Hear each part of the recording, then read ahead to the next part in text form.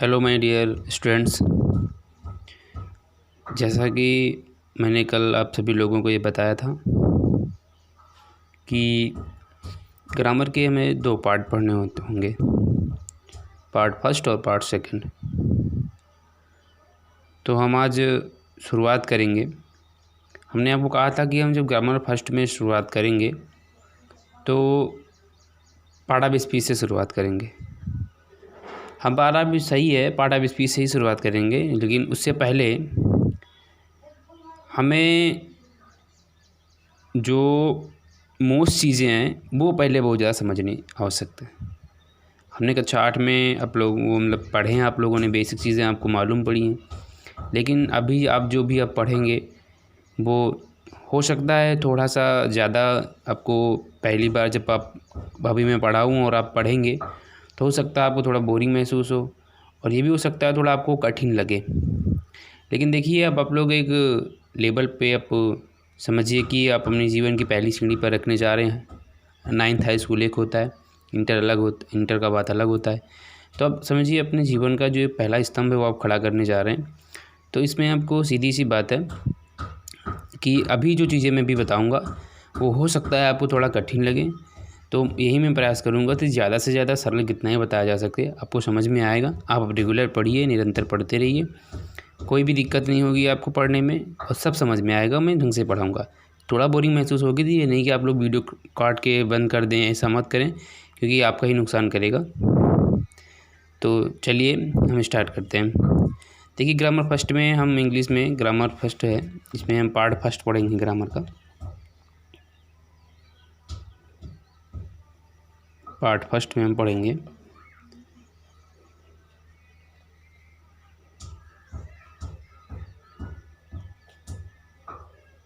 Part first grammar. अब इसमें हम पहला पार्ट कौन सा पढ़ेंगे?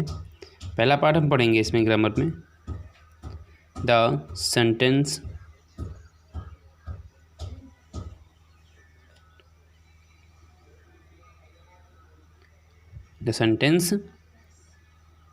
And it's type. It's type यानी हम क्या पढ़ेंगे? पहला पार्ट आपका ग्रामर में the sentence and it's type, यानी कि वाक्य और उसके प्रकार, ये पढ़ेंगे।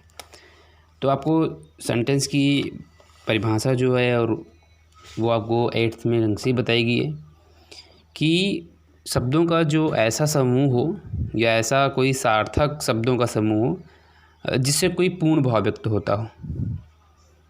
ऐसा मतलब कि कहने का मतलब ये है कि सार्थक शब्दों का ऐसा समूह हो जिससे कोई पूर्ण भाव व्यक्त करे या व्यक्त होता हो, उसे हम क्या कहेंगे? सेंटेंस कहेंगे। क्या कहेंगे इसको? हम यहाँ लिख देते हैं सार्थक शब्दों का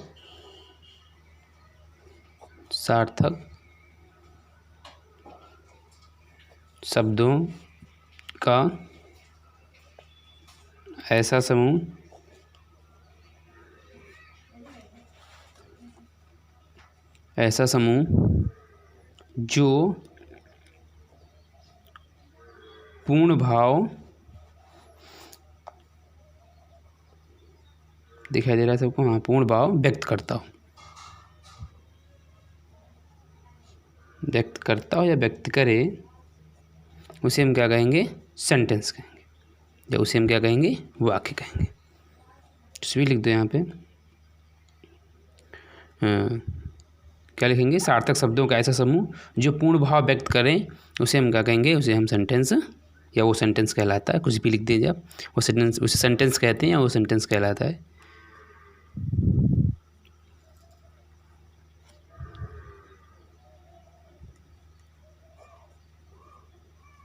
ठीक है, ये हो गया।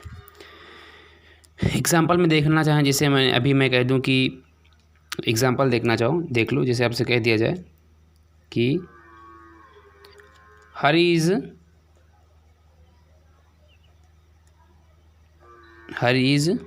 Reading a book. Hari is reading a book. Hari एक किताब पढ़ रहा है। तो एक सेंटेंस का एक पूर्ण भाव हो रहा है, यानी हरी काम कर रहा है, क्या कर रहा है, वो किताब पढ़ रहा है। तो इसका एक शब्द हैं, ये शब्द हैं आपके अलग अलग, इनका एक जो समूह है और वो समूह जो है वो एक पूर्ण भाव व्यक्त कर रहा है, इसीलिए इस पूरे को हम क्या कहेंगे, सेंटेंस कहेंगे। और भी देख लो, जैसे आपसे कह दिया जाए Akbar was a vice kind, है ना, हाँ, and just king of India, ठीक है ना। तो मतलब जो अकबर था वो बुद्धिमान राजा और दयालु, ठीक है, बुद्धिमान, और अकबर जो क्या था, Akbar was a vice kind and just king of India, यानी कि अकबर जो महान और सबसे नई राजा था भारत का, ठीक है, दयालु था, इसे कुछ कह सकते हैं। तो अब नंबर आता है ये तो हो गई सेंटेंस की आपकी परिभाषा हो गई, ठीक है, ये आपकी सेंटेंस की परिभाषा हो गई। अब दूसरी बात में हम ये समझेंगे कि सेंटेंस के प्रकार क्या होते हैं। देखिए अभी आप लोगों को, जैसे आपने 8th में पढ़ा होगा कि सेंटेंस जो होता है वो आपको पढ़ाया गया होगा कि असर्टिव सेंटेंस, इंटरोगेटिव सेंटेंस, हाँ, आपको नेगेटिव हुआ, ठीक है ना, एक्सक्लेमेटरी हुआ, एक्स्ट्रा आज सब बताए गए होंगे आपको, ठीक है। लेकिन यहाँ पे सेंटेंस जो मुख्य रूप से होते हैं वो कितने प्रकार के होते हैं आपके, 3 प्रकार के होते हैं। कितने प्रकार के होते हैं सेंटेंस आपके, 3 प्रकार के होते हैं। पहला क्या होता है आपका, सिंपल सेंटेंस होता है, दूसरा आपका क्या होता है, कॉम्प्लेक्स सेंटेंस होता है, और तीसरा आपका क्या होता है, कंपाउंड सेंटेंस होता है, ठीक है ना। तो आपके ये 3 सेंटेंस के प्रकार होते हैं। अब नंबर ये आता कि जो आपको उसमें बताया गया है कि आपका जो है, आपने पढ़ा होगा assertive sentence, imperative sentence, interrogative sentence, exclamatory sentence. तो ये सब क्या है, तो ये सब जो है आपके पहला जो है सिंपल सेंटेंस के उनके प्रकार होते हैं। देखिए आपने बताया आप 9th में पहुंच गए हैं, तो आपका जो स्टैंडर्ड है वो आपको बढ़ना है। अब आपका अब आप अभी तक नहीं, अब छोटी चीज़ों को, थोड़ा उन्हीं चीज़ों को पढ़ना होता है कि कुछ पढ़ना नहीं होता। आपको पढ़ा भी स्पीच और जो एक्स्ट्रा ये नाउन प्रोनाउन ये शुरू से पढ़ाया हुआ सेंटेंस सब शुरू से पढ़ाते हुए चले आते हैं। बस ये जैसे जैसे आप बढ़ते जाते हैं क्लास वाइज, उसका लेवल थोड़ा सा आगे हुए बढ़ता होता चला जाता है। तो इसमें बस हम आपको, तो ये चीज़, तो हम अब यहाँ पे क्या लिखेंगे, यहाँ पे लिखेंगे हम क्या, kinds of sentence, kinds of sentence, यानी कि वाक्य के प्रकार।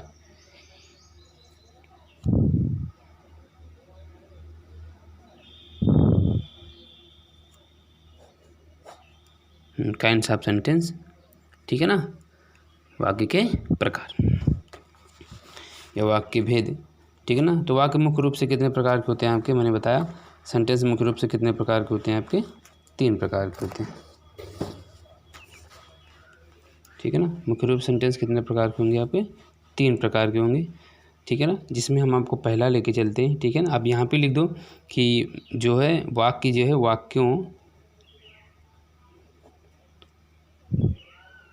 के निम्नलिखित भेद हैं, ठीक है, ये वाक्यों के भेद निम्नलिखित हैं।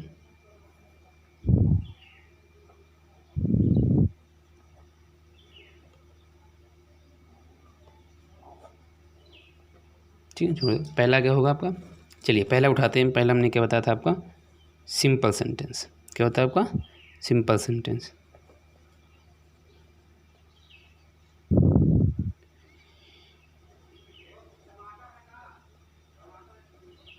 सिंपल सेंटेंस पहला आपका क्या होगा, सिंपल सेंटेंस, सरल वाक्य।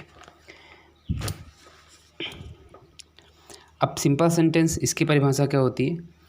देखिए सिंपल सेंटेंस की एक अगर आपको जर्नल परिभाषा समझाई जाए तो यह एक ऐसा सेंटेंस होता है, इसका जो भी ये वाक्य होगा इसमें आपको फिनिट वर्ब जरूर होगी आपकी, ठीक है ना। फिनिट वर्ब मतलब जैसे आपसे कह दिया जाए कि क्या, फायर बर्न्स, क्या कह दीजिए आपसे, फायर बर्न्स, आग क्या है, जलती है, ठीक है। ये आपसे ये ऐसा कर दिया जाए, कीप क्विट, शांत रहिए, ठीक है ना।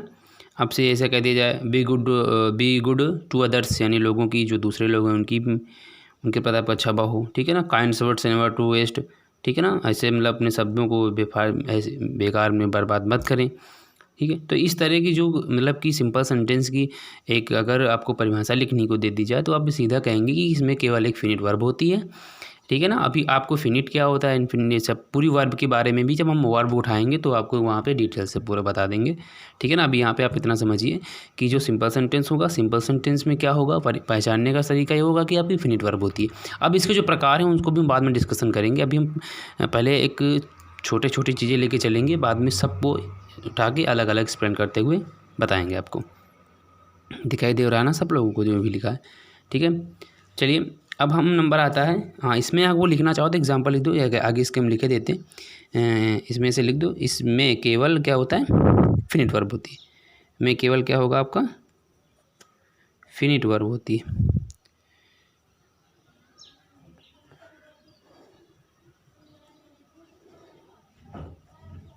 ठीक है, एग्जाम्पल के तौर पर आप लिखना चाहो तो जैसे हमने कह दिया फायर बर्न्स, या और क्या बताया था, हाँ, बी गुड टू अदर्स। ठीक है, कुछ भी नोट कर लो, एक आपको समझना चाहिए, फायर बर्न्स। ठीक है,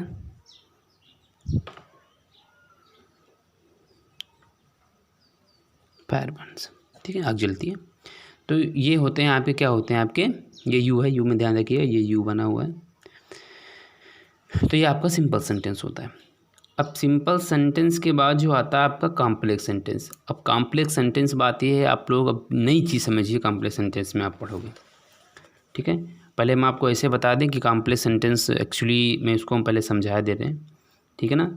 कॉम्प्लेक्स सेंटेंस इसमें मैंने बता दिया फिनिट वर्ब होती है, आपको समझ में आ गया। ठीक है, अब आपको हम कॉम्प्लेक्स समझाएंगे तो कॉम्प्लेक्स समझने में थोड़ा आपको दिक्कत होगी।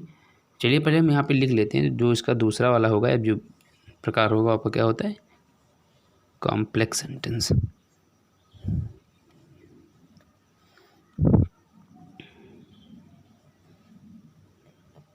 ठीक है, कॉम्प्लेक्स सेंटेंस होगा आपका दूसरा प्रकार। ठीक है, यानी कि जब हम कॉम्प्लेक्स सेंटेंस पढ़ेंगे तो आपको अब कुछ नई चीज़ें आपको सुनने को मिलेंगी, तो इसमें अब आप ध्यान में रखिएगा। ठीक है, जो चीज़ें अभी आपको यहाँ पे नहीं पकड़ में आ रही हैं वो आप धीरे धीरे पढ़ोगे तो अभी आगे चल के इसी जो भी यहाँ पे हम वर्ड बोलेंगे, जब बोल रहे हैं या फिर यही वर्ड आगे आपको मिलेंगे तो आपको धीरे धीरे सब समझ में आता चला जाएगा। चलिए, हमने क्या बताया, कॉम्प्लेक्स सेंटेंस। अच्छा, कॉम्प्लेक्स सेंटेंस में क्या होता है, जैसे कि आपने सिंपल सेंटेंस में बता दिया कि आपकी फिनिट वर्ब होती है, फिनिट वर्ब की ज़्यादा क्वालिटी रहती है। ठीक है, तो कॉम्प्लेक्स सेंटेंस में क्या होता है आपका,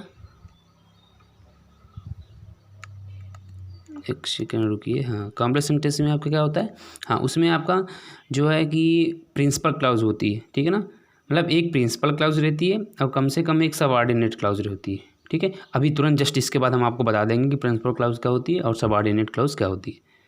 ठीक है, तो कॉम्प्लेक्स सेंटेंस की अगर परिभाषा लिखनी चाहें तो इसमें आप लिख सकते हैं। चलिए लिख लीजिएगा, अभी हम बोल रहे हैं, हाँ, लिख लीजिए। कॉम्प्लेक्स सेंटेंस में एक principal clause, PRINCIPAL, principal clause, अच्छा लिख ही देते हैं, बोलेंगे वो लिख ही देते हैं। ठीक है ना, कॉम्प्लेक्स सेंटेंस में एक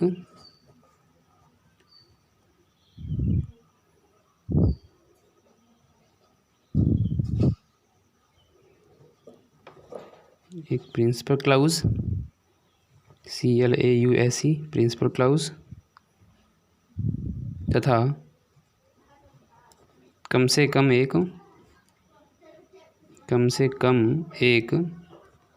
सबऑर्डिनेट क्लाउज होती है। इस पर लिख लो SUB, सब ऑर्डिनेट, ORDINATE, सबऑर्डिनेट क्लाउज होती है।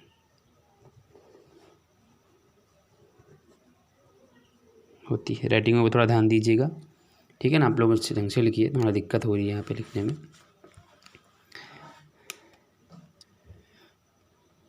तो होता है, क्या होता है, कॉम्प्लेक्स सेंटेंस होता है। कॉम्प्लेक्स सेंटेंस में क्या होगा, एक आपकी प्रिंसिपल क्लाउज रहेगी और कम से कम आपकी सबऑर्डिनेट क्लाउज रहेगी। अब आपको ये दो वर्ड आपके जो लिखे हैं, प्रिंसिपल क्लाउज और सबऑर्डिनेट क्लाउज, वैसे वो क्लाउज का मतलब क्या होता है,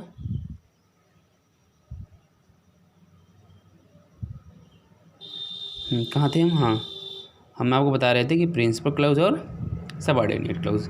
तो ये जो दो वर्ड हैं आपको, ये आप लोगों ने पहली बार सुना होगा, और इससे पहले आपको मिला भी नहीं होगा क्योंकि ये लेवल थोड़ा बड़ा है, ठीक है ना। तो हम ये भी आपको समझाएंगे, मगर हम समझेंगे कॉम्प्लेक्स सेंटेंस पहचानेंगे कैसे।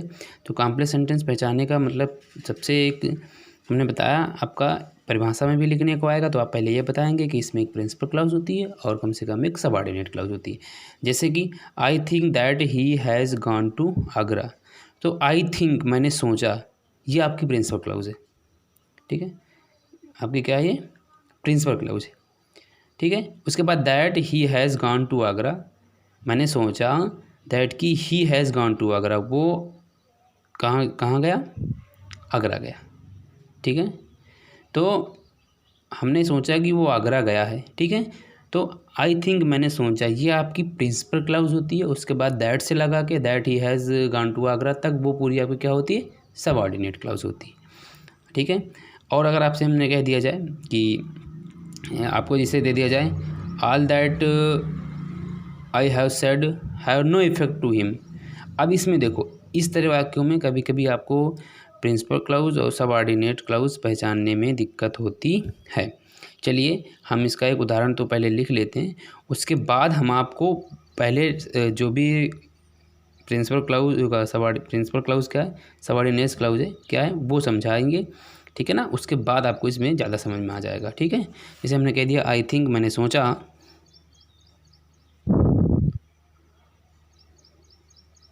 आई थिंक मैंने सोचा क्या बताता है दैट, हाँ that he has gone to Agra बोला था, हाँ आगरा, ठीक है, आगरा लिख लो, चाहे ताज कुछ भी लिख लो, इलाहाबाद कुछ भी लिख लो, ठीक है। तो मैंने सोचा ये आपकी शुरू में क्या है, आपकी ये क्या है, आपकी प्रिंसिपल क्लाउज है, और ये आपकी क्या है, पूरा सबऑर्डिनेट क्लाउज है, ठीक है। अब देखिए मतलब कि क्लाउज का सबऑर्डिनेट मतलब होता है जो भी दूसरे, जैसे आपका नाम प्रिंसिपल क्लाउज मतलब होगा स्वतंत्र वाक्य हो कोई, ठीक है ना। प्रिंसिपल मतलब होता है आप लोग जानते हैं मुखिया होना, स्वतंत्र जो सबसे बड़ा हो, है ना, मुखिया स्वतंत्र हो, ठीक है ना, वो प्रिंसिपल है आपका, ठीक है। तो प्रिंसिपल का मतलब जो आश्रित वाक्य ना हो, ठीक है ना, और वो आपका क्या होगा, आपका प्रिंसिपल क्लाउज होता है। और वे शब्द ऐसे होते हैं, वे वाक्य ऐसा होता है जो पहले या दूसरे पर डिपेंड हो किसी पे, वो आपके क्या होते हैं, सबऑर्डिनेट क्लाउज होते हैं। बात समझ में कि छोटी सी बात थी आपकी, कौन सी बात थी, कि मतलब जो आपकी दूसरे पर डिपेंड रहेगा, ठीक है ना, वो आपका आश्रित में आएगा, सबऑर्डिनेट में आएगा, ठीक है ना। That he has gone to जाएगा दिल्ली, किसी बात ने कहा किसने, ये आई थिंक मैंने सोचा, किसने सोचा था, तो मेन आदमी ने सोचा था जाएगा वो, ये चीज़ ठीक है ना। तो आश्रित है, एक दूसरे पर डिपेंड होगा हल्का फुल्का, वो आपका सबऑर्डिनेट क्लाउज होगा। बात ये आती है कि सबऑर्डिनेट क्लाउज जो होता है, अब देखिए यहाँ से टॉपिक चेंज हो रहा है क्योंकि आपको समझाना पड़ेगा सबऑर्डिनेट। अब सबऑर्डिनेट क्लाउज दो प्रकार के होते हैं, आपको दो क्या तीन प्रकार समझो, क्योंकि नाउन क्लाउज अलग होता है इसका, एडजेक्टिव क्लाउज आपका अलग होता है, और एडवर्ब क्लाउज इसका अलग होता है। सबऑर्डिनेट में तीनों आते हैं, ठीक है ना। एडजेक्टिव मतलब क्वालिटी बताने वाला भी आता है, और एडवर्ब मतलब जो क्रिया हुई है उसकी क्या विशेषता वो भी बताने वाला क्लाउज में आ जाता है। जैसे मैंने अभी कह दिया था, ठीक है ना, मैंने आपसे बता दिया था, अभी एक वाक्य मैंने बोला था ताकि दूसरा वाक्य बोलते हैं। जैसे मैंने कह दिया इफ़ यू वर्क हार्ड, यदि आप कठिन कार्य करोगे तो यू विल पास, तो आप क्या हो गए, पास हो जाओगे, ठीक है, अब क्या हो जाओगे, पास हो जाओगे। अब देखिए इसमें अगर देखा जाए तो मैंने लिखा इफ़ यू वर्क हार्ड, ठीक है ना, यू विल पास। अब इफ़ यू वर्क हार्ड में और यू विल पास में सबसे पहली चीज़ तो हम छांटेंगे कि इसमें प्रिंसिपल क्लाउज क्या है और क्या है सबऑर्डिनेट क्लाउज क्या है, ठीक है ना। तो इफ़ यदि तुम कठिन कार्य करोगे, यदि तुम कठिन कार्य करते हो, इफ़ यू वर्क हार्ड करते हो, ठीक है ना, तो यू विल पास, तुम पास हो जाओगे, ठीक है ना, तुम पास हो जाओगे, ठीक है। तो जिसे लिखा यू विल पास, तुम पास हो जाओगे, ये आपका प्रिंसिपल क्लाउज इसमें होगा, ठीक है ना। और ये डिपेंड किस पे करता है, इफ़ यू वर्क हार्ड पे, ठीक, ये अब क्या हो जाएगा, आपका सबऑर्डिनेट क्लाउज हो जाएगा। तो सबऑर्डिनेट क्लाउज की जो आपकी क्लाउज होती हैं वो तीन प्रकार की होती हैं, ठीक है ना। पहला देखिए, अब यहाँ पे लिखना चाहो चाहे यहीं पे बढ़ा लो, चलो इसे में लिख लो, बाद में कौन सी दिक्कत की भूल जाए, बाद में बताना के लिए दिमाग से उतर जाए। चलिए यहाँ पे ही लिखे रहते हैं हम काइंड ऑफ क्या सबऑर्डिनेट क्लाउज, ठीक है, इसी जगह पे हम लिख लेते हैं, काइंड्स ऑफ सबऑर्डिनेट क्लाउज।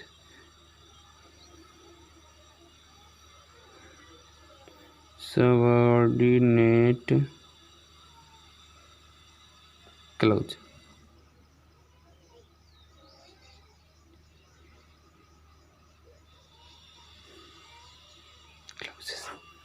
ठीक है ना, सबऑर्डिनेट क्लाउज ने, ठीक है ना। तो इससे आप एक बोल लें, थोड़ा सब चीज़ें लिखने में दिक्कत हो रही है तो आप लोग को बोल के भी सुन लीजिए, ठीक है ना। हाँ लिख लो, सबऑर्डिनेट क्लाउज 3 प्रकार की होती है। दिक्कत कर रहा है मोबाइल, थोड़ा स्टैंड दिक्कत कर रहा है। हाँ, सबऑर्डिनेट क्लाउज 3 प्रकार की होती हैं, ठीक है। पहला क्या होता है आपका, noun clause.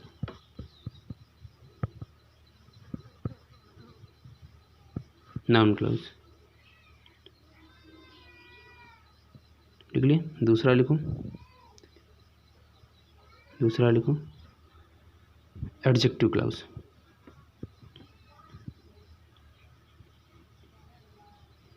Adjective clause,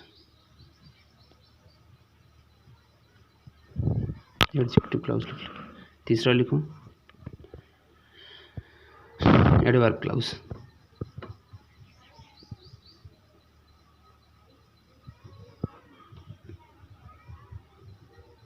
adverb clause.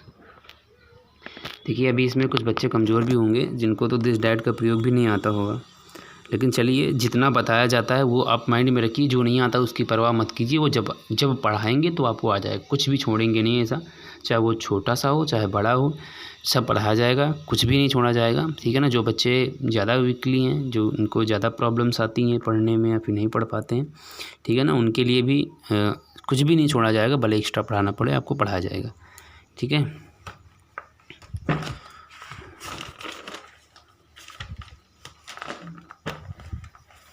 तो लिख चुके होंगे ना उधर।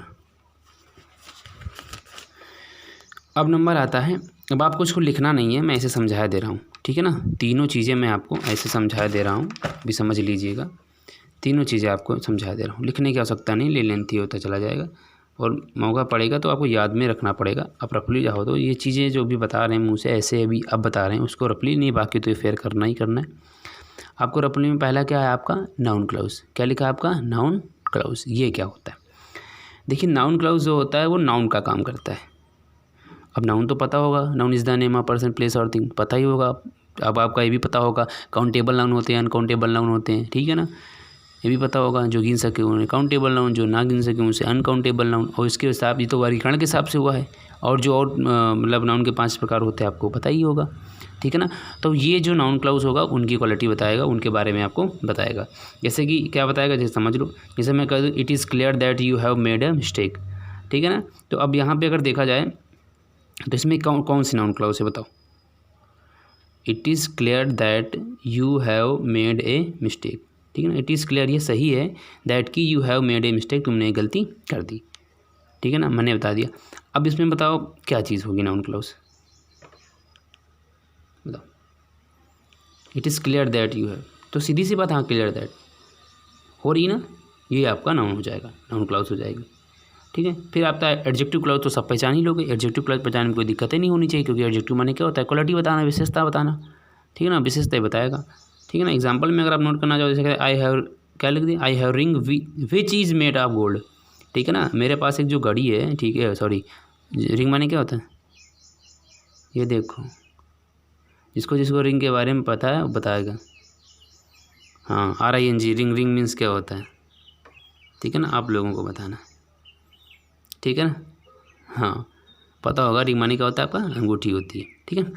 तो मैंने कहा आई हैव रिंग, मेरे पास एक अंगूठी है, which is made of gold, ठीक है ना, जो किससे बनी है, गोल्ड से बनी है, सोने से बनी है। तो आपको सीधी सी बात है यहाँ पे क्या, एडजेक्टिव ऑटोमेटिक एडजेक्टिव क्लाउज नज़र आ रहा होगा ना, क्या आ रहा होगा, क्या हो, which is made of gold, जो कि सोने से बनी हुई है। तो सीधी सी बात, अंगूठी किसकी बनी हुई है आपकी, सोने की बनी हुई है ना, इज़ मेड ऑफ गोल्ड की बनी हुई है, ठीक है ना।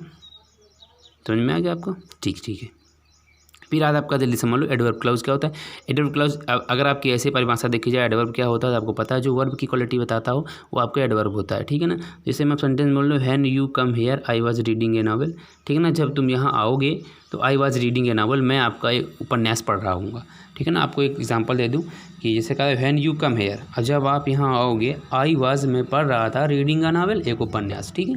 तो अब इसमें बताइए किसकी क्वालिटी बताई जा रही है, इसमें क्या होगा आपका, हाँ फिर से समझ लो, फिर से बोल रहे हैं आपको, व्हेन यू आर हेयर, जब तुम यहाँ आओगे या आए, ठीक है ना। के माने आए, ठीक है, क्योंकि आपका पास्ट में लगा है, सेकंड फॉर्म लगी है, ठीक है। व्हेन यू केम हेयर, जब तुम यहाँ आए, I was reading a novel, मैं उपन्यास पढ़ रहा था, ठीक है ना। तो क्वालिटी किसकी बताई जा रही है यहाँ पे, पढ़ना की, क्या पढ़ रहे थे, नॉवेल पढ़ रहे थे। क्वालिटी किसकी बताई जा रही है, एडवर्ब की ना, ठीक है ना। तो ये आपका क्या हो जाएगा, आपका एडवर्ब क्लाउज हो जाएगा, ठीक है ना। तो यानी कि नाउन क्लाउज में नाउन बताएगा, नाउन की जो काम करेगा, ठीक है ना। और एडजेक्टिव क्लाउज में एडजेक्टिव का काम करेगी, ठीक है ना। और जो आपका एडवर्ब क्लाउज होगा आपका एडवर्ब कार्य करेगी, ठीक है। बस आज के लिए इतना ही, बाकी शेष आपको कल मिलेंगे अगले वीडियो के साथ, ठीक है। आप लोग जितना बताया गया उसको नोट कर लीजिए, पढ़ लीजिए, और चैनल को आप लोग देखिए, नीचे रेड बटन होगा ना आपके पास, उसमें आ रहा होगा जहाँ मेरा नाम लिखा है टाइटल, बाकी में इधर लिखा है, ठीक है ना, सब्सक्राइब, उसको आप सब्सक्राइब कर दें, ताकि दिक्कत ये हो ना कि मेरी वीडियो अगर आप लोग कभी भूल भी जाओ, इधर व्हाट्सएप ना हो तो सीधा यूट्यूब पे चले जाएगी, वहाँ पे देख सकते हो, ठीक है। धन्यवाद।